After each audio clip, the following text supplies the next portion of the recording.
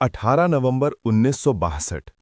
सोचिए अगर आप -30 डिग्री की ठंड में 16,000 फीट की ऊंचाई पर खड़े हों, सामने दुश्मन हजारों की संख्या में हो, पीछे हटने का कोई रास्ता ना हो, और फिर भी आप आखिरी सांस तक लड़ने का फैसला करें। क्या आप ऐसा कर पाएंगे?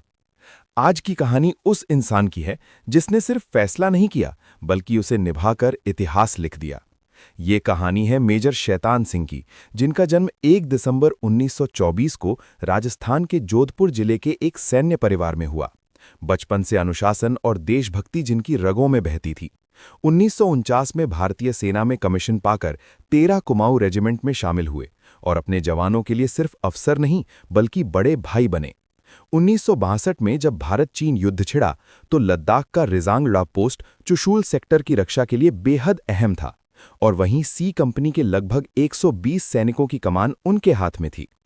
18 नवंबर की भोर से पहले ही चीनी सेना ने भारी हथियारों और हजारों सैनिकों के साथ चारों ओर से हमला कर दिया। गोलियों की बरसात, बर्फीली आंधी और संचार लगभग ठप।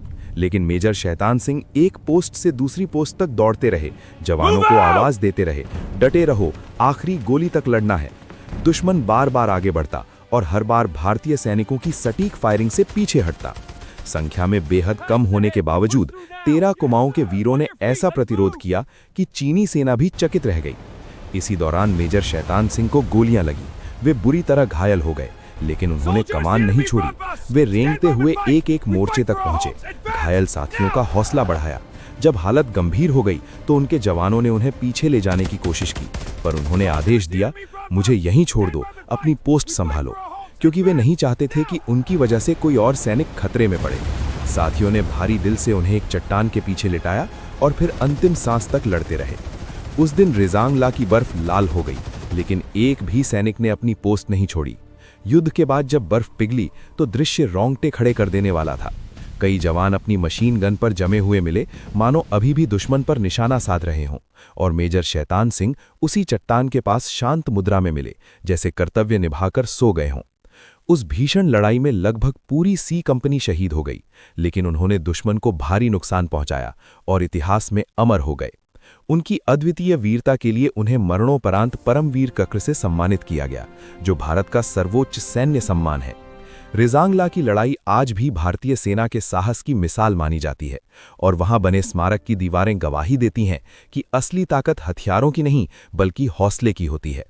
मेजर शैतान सिंह ने साबित कर दिया कि वीरता संख्या से नहीं, इरादों से तय होती है। उन्होंने जीवन से ज्यादा कर्तव्य को चुना, अपने परिवार से ज्यादा मातृभूमि को प्राथमिकता दी, और अपने प्राणों की आहुति देकर आने वाली पीढ़ियों को ये संदेश दे गए कि देश के लिए जिया गया जीवन ही सच्चा जीवन है। तो अगली बार जब आप तिरंगे को लहराते देखें तो याद कीजिए उस बर्फीले मोर्चे पर खड़े उस वीर को, जिसने आखिरी सांस तक भारत माता की रक्षा की। क्योंकि कुछ कहानियां सिर्फ सुनी नहीं जाती, वे दिल में बस जाती हैं, और मेजर शैतान सिंह की कहानी उन्हीं अमर कहानियों में से एक है।